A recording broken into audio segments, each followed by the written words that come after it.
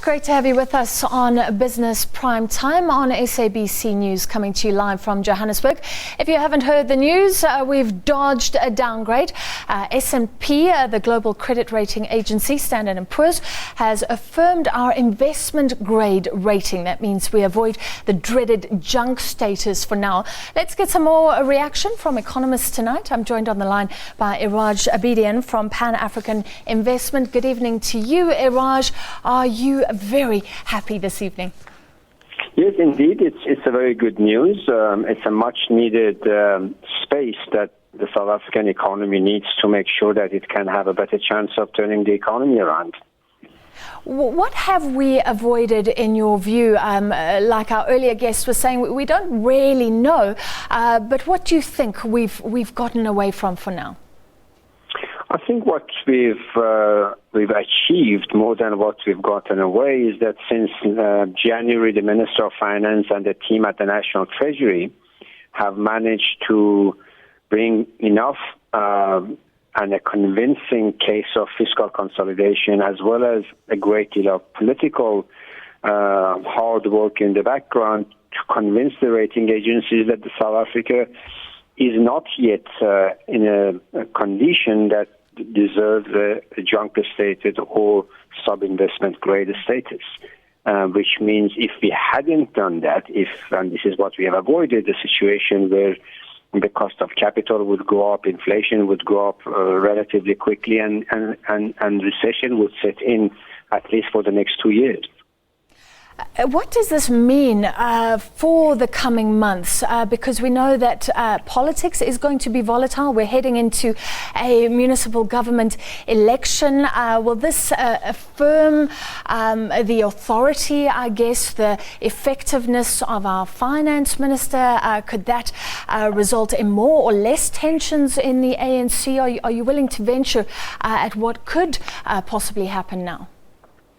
Without a doubt, this statement or this position, judgment by S&P has affirmed the Minister of Finance's political leadership as well as fiscal leadership. The Minister and the National Treasury now have a very important and effective leadership within the cabinet. Will it lead to further tension? No doubt. But we have seen the National Executive Committee of ANC last weekend coming squarely behind the Minister of Finance. And that's a very important achievement for Minister of Finance as well as for the ANC in general. But without a doubt, there are some in the ANC who would like to go the other way. And that is what we're going to see in the next few months. To me, the local election is not as significant for the fiscal exercise as it is the forthcoming mini-budget that will be declared in October. And what will the rating agencies be hoping to hear from that mini-budget? Well, they would like to see a further, not acceleration, but certainly a further maintenance or holding the line, if you like, on the fiscal front, that as the economy either shrinks or does not turn around, the fiscal numbers, not only for this year, but for the projected, the next MTF period, are kept in line with affordability principles.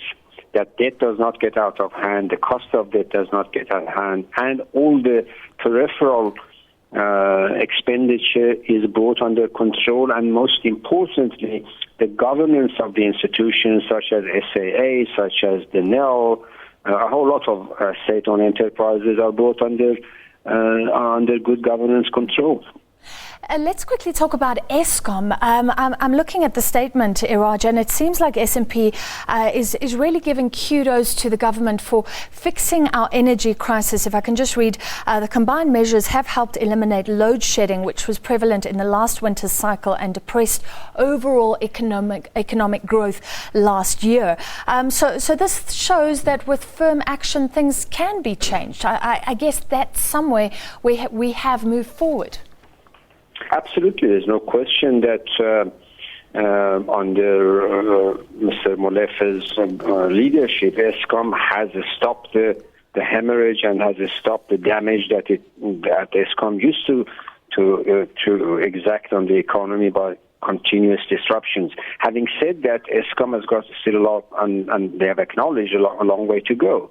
We have to secure not only supply of electricity at GDP growth of 0.5%, but we need to up the production and reliability of availability of electricity when the economy can grow at 2.5%, 3%, 4%, or 5%. And so these are some of the remaining homework that we as a nation have to do.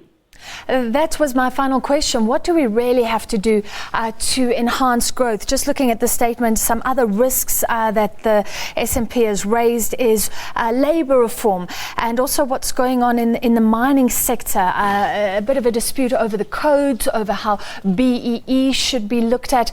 Are those areas we can improve, and where else in finality?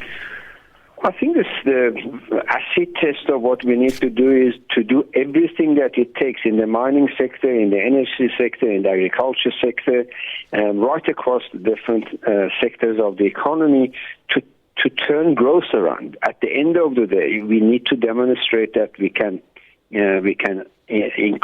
substantial increase in our national investment level, which will lead to growth, which will lead to job creation and further stability in the employment arena. That's finally what we have to do. Now, all the ministers have to go back to the drawing board and focus on what they need to do. If there are policy uncertainties, they've got to get it out of the way. If there are policy tensions, they've got to resolve them. The sooner we resolve it, the sooner the economy will turn the corner, and the faster the economic grows, the better will be our creditworthiness. That's what we need to do. All right, thank you so much, Iraj Abedian from Pan-African Investments. And if you're just joining us, South Africa has been given breathing room. We've avoided that downgrade for now, but S&P keeps us with a negative outlook just off the so-called junk status or the sub-investment grades. If I can just recap their statement tonight, a low growth putting South Africa's economic metrics at risk and could eventually weaken the government's social contract with business and labour.